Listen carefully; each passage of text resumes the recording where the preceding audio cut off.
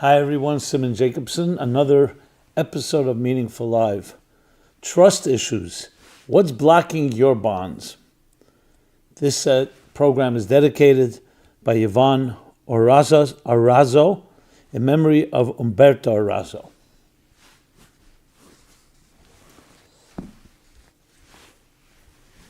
In our emotional relationships, there's a word called bonding, to bond with someone.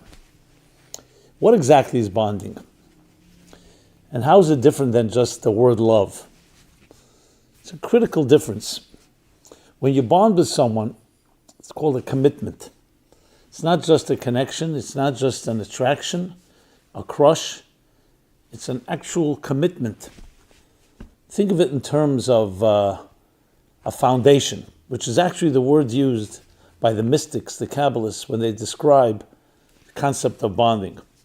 The Hebrew word is yesod. Yesod means a foundation. What is the foundation of a building? We don't really see it. Unless during construction you can see it beneath the ground. It's not very elegant. It doesn't look attractive. It's usually just concrete. Looks like a concrete box with some pipes that come out of it. But that becomes the foundation of the entire building. And though we don't see it, without it the entire building wouldn't stand. So we live on the top floors, the first floor, the second floor, the third floor, but we don't often think about the foundation beneath it all.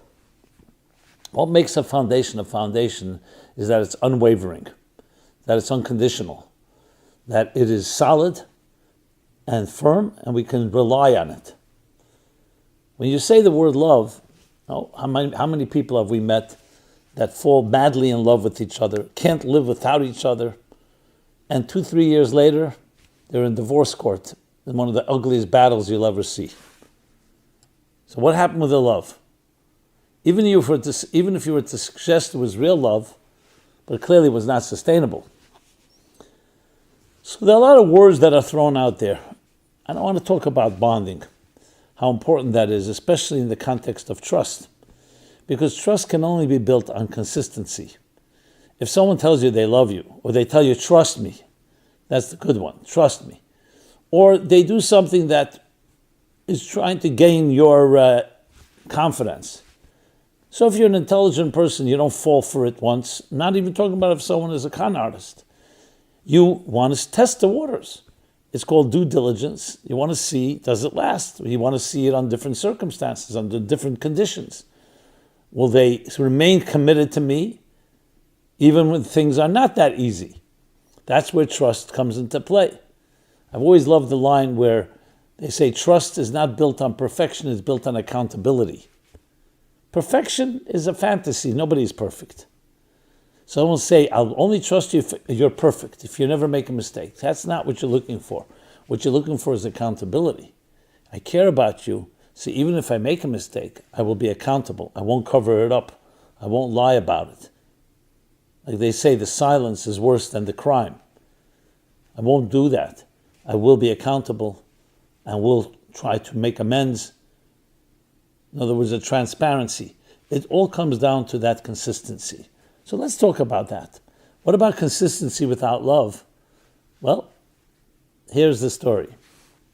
One of the things that are very fascinating to really understand human nature, you just have to look at children. Children tell us everything we need to know. Because children are the purest form of who we are. It's the best version of ourselves. In technology, they say a smartphone, 10.0 is better than 9.0. 9.0 is better than 8.0, whatever the numbers are. But when it comes to human beings, I would say 1.0 is better than 2.0, better than 3.0. You look at a child, especially a newborn child, it's like the freshly fallen snow before human beings have trampled on it. You want to see a person at their best, at their most perfect? That's a newborn child. They haven't yet developed into an adult. They haven't yet actualized their potential, but it's still the purest form. Whether it's physical, biological, look at how a child breathes. You see the heaving chest up and down. They're using 100% of their lungs. As adults, we use 80%, 70%, whatever the number is, because the toxins have started to enter. The same thing with our arteries and our other systems. They're clear.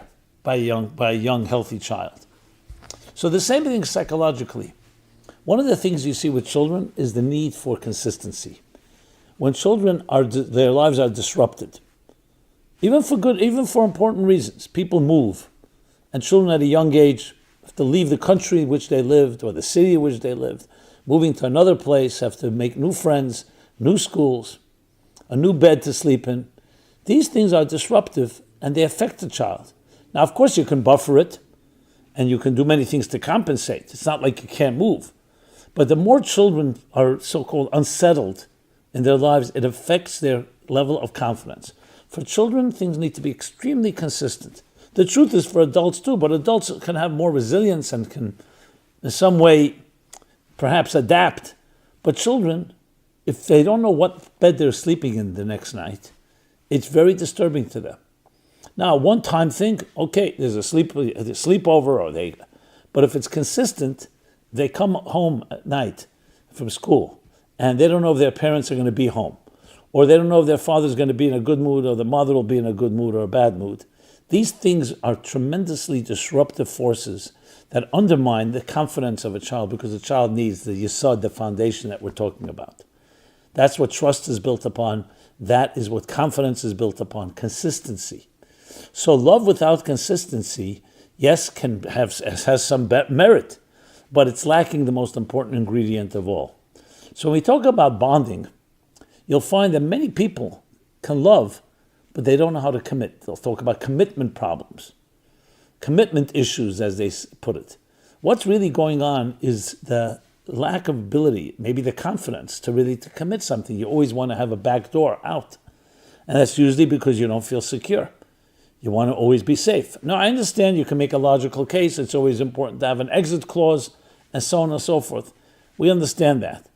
But the fact that a person is not ready to go in all the way, there are reasons for that, because you don't want to be vulnerable, you don't want to be hurt. Now, keep in mind, connection and attachment is so critical to the human being. We've talked about this many times. Today they have the name for it, attachment disorder, or connection disorders. So what is attachment? Attachment is the fact that each of us spends 9 months in our mother's womb, completely, consistently reliable, that you'll be getting the food you need, the drinks you need, the oxygen you need, everything you need will be provided for you without any effort of your own. This is implanted and embedded in the very psyche and subconscious of the child for 9 months. When a child is born and the umbilical cord is cut, the child expects the same. And I say expects, I don't mean it in a conscious way. It's just just like a flower expects to be watered. And when it's not, one time is one thing, but consistently it's being deprived of its most important nutrients and nourishment and nurturing, it will begin to wither. It'll begin to try to figure out ways to find that love, find that connection and attachment. That connection and attachment is not just love, it's love with tremendous, absolute commitment. And that's why it's so critical in life, because it defines us living in a world, whether you call it a hostile world, a selfish world, regardless of what you name it, it's a world that's not safe. Safety and security is critical. So when you look around the world at people you can't rely on, and there are many people out there who are predators, users, abusers of all sorts. And even with someone who's not criminal, the fact is people's self-interest is number one. And that self-interest will often impede or impinge upon our needs. So without that type of foundational connection, what you're lacking is the ability to really trust. So if you ask yourself, who do you truly trust in your life? Who do you trust? There's someone you absolutely trust, that you can speak to with them just as you speak with yourself, without any defenses, without fear of being criticized or judged, and so on.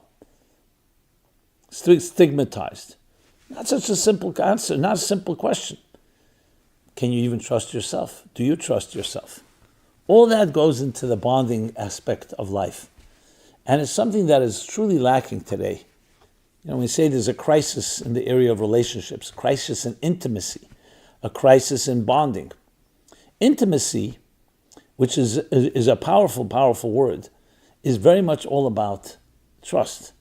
You're vulnerable with someone, you're intimate with them, but if it doesn't have that ability of absolute trust, it's not just about the moment, the pleasure of the moment, but something you know you can rely on.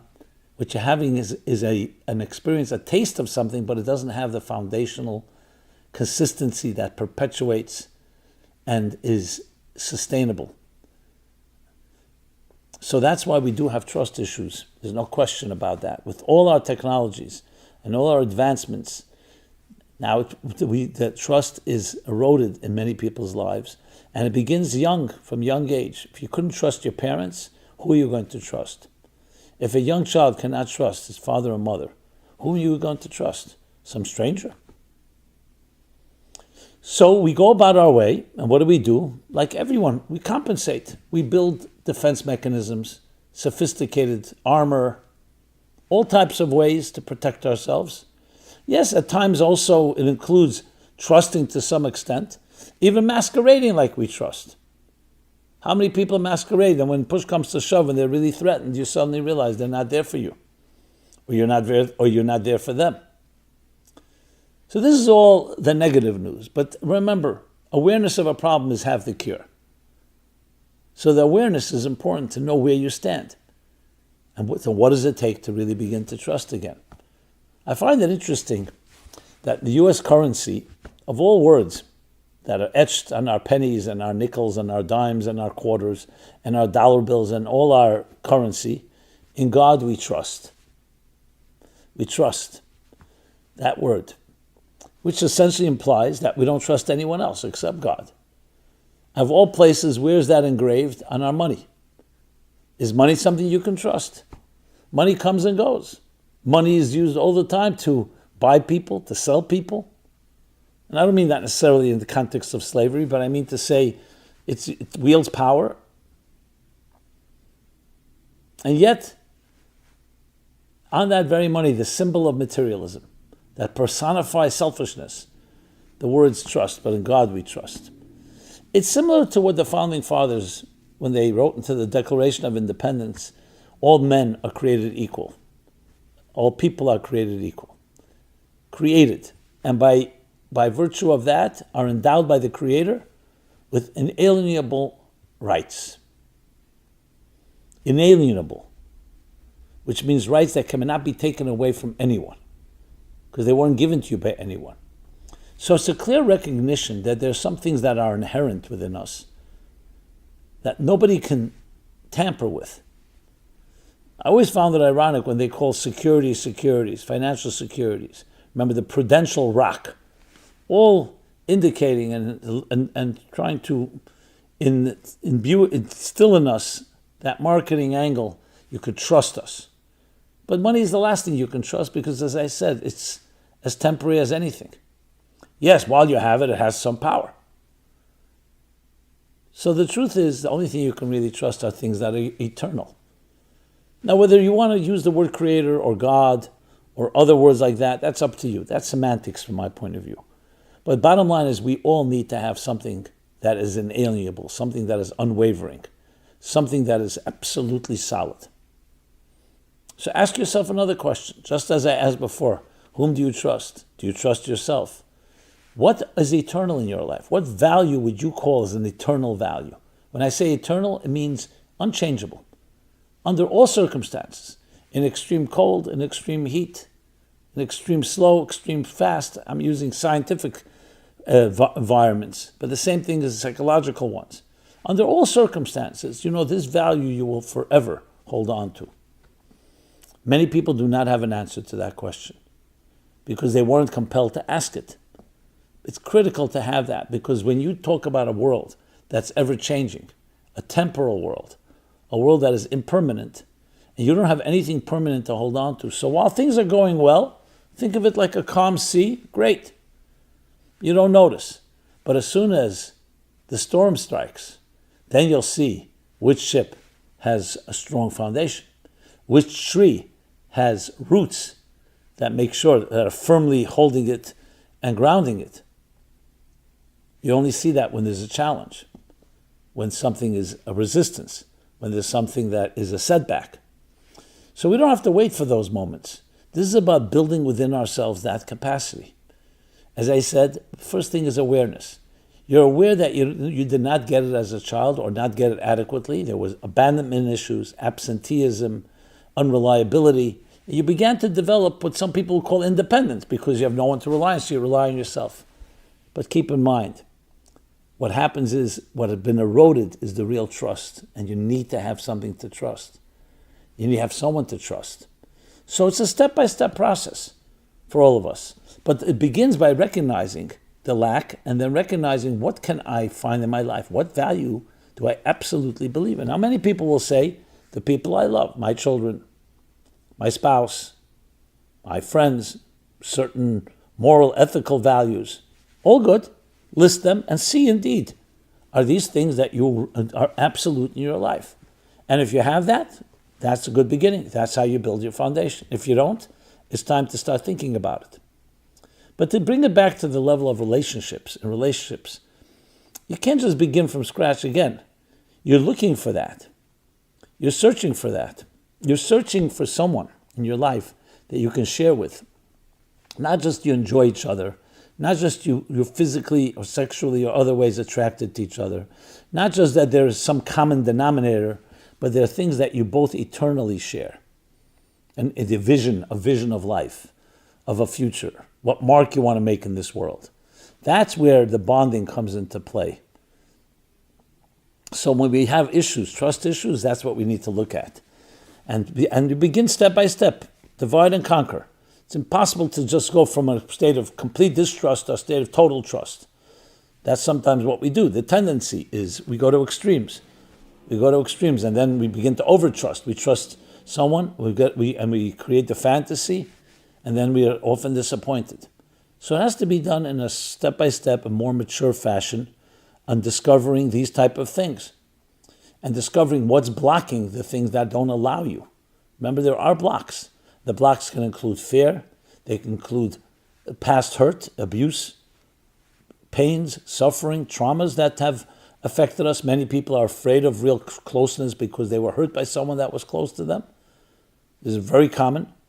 Where, and then every time someone gets close to you, it triggers a previous trauma, a previous painful experience. Sometimes it's conscious, sometimes it's not. Most times it's not. It's learning to recognize these triggers, learning to recognize these points, and understanding them in context. That these are not meant to be just, okay, stay away. It's meant to be, these are areas where your bonding and your trust and your foundations were compromised. And you need to rebuild that. And you rebuild it again step by step. Doesn't have to begin with a total commitment. Find someone you can talk to, someone that you can trust, that will not betray your confidence, and test them. When I say test, not over-test, because that's often what we do, but test them to see. Does your confidence, does your trust in them continue? Do you feel does it continue to resonate? Now, it's not always easy to find, but keep in mind, don't become delusional. Don't just find someone and say, I think, okay, here's a panacea to all my issues. It is a step-by-step paced process. But it's important to start engaging in it. Because the faster you start, the faster you will grow. And it's vital in our lives. It's vital.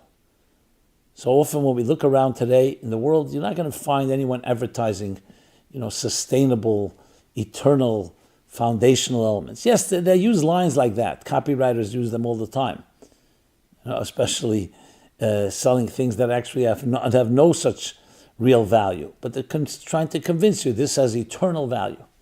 Eternal values don't come from a sale. They don't come from a product. They're not a commodity. They're internal forces, things like your soul, your truth, God, higher values, love. They're always sublime. They're not subject to the sensory stimulation, and they are exactly that, foundational elements in your life. Time to begin to build them. Or if you have them, to reinforce them, because it's something we need constantly in this stormy world in which we live, with its disruptions and its unpredictability and uncertainty, especially in these times.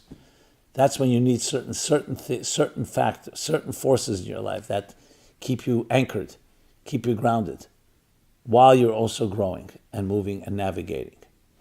So, my friends, that is the thought for this week about bonding, about looking at what's blocking us, trying to remove those blocks and impediments, and really embracing our lives for this great potential. You'll see every bird, before it begins to fly, it needs a nest. It needs to be protected. It's nurtured. And then comes the day it's ready to fly. A bird without a nest in its earlier years is not going to have the confidence to fly. So to spread your wings is very beautiful.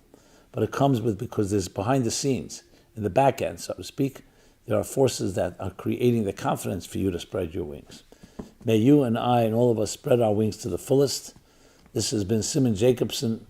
MeaningfulLife.com is our website. If you've enjoyed and found this meaningful, please share with others. Subscribe to our offering. Subscribe to our YouTube channel. And of course, always want to hear your thoughts, your comments, your feedback. Because the fact is, you are indispensable. And we are committed to helping appreciate that and helping us all appreciate each other in that context. An indispensable musical note in a cosmic composition. Again, an honor to be with you, an honor to share some words. Thank you so much, and everyone be well.